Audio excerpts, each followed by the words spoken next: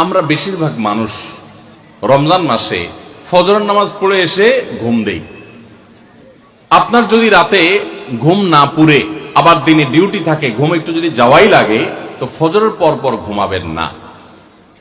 আলহামদুলিল্লাহ, আমাদের বাসায় আমরা এটার প্র্যাকটিসটা প্রতি বছর খুব হার্ডলি করার চেষ্টা করি। ফজরের পর পর কোনো ঘুম নেই, ফজরের পর একটু কোরআন তেলাওয়াত করেন।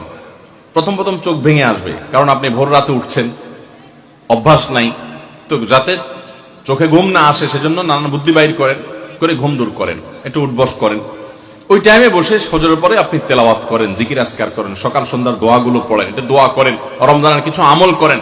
এশাকের নামাজের ওয়াক্ত হয়ে গেছে, 2 রাকাত নামাজ পড়ে এরপর আপনি পারলে দরকার হলে শুয়ে যান, কিন্তু ফজরের পর পর শুয়ে যাবেন না। এটা একটা ভুল, কারণ নবী করিম সাল্লাল্লাহু আলাইহি সাল্লাম সকালের এই সময়টার জন্য দোয়া করেছেন, আল্লাহুম্মা বারিক লি উম্মতি ফি বুকুরিহা, আল্লাহ আমার উম্মত জন্য সকালের সময়টাতে বরকত দান করুন। আর ওই সময় আপনি ঘুমায় থাকছেন।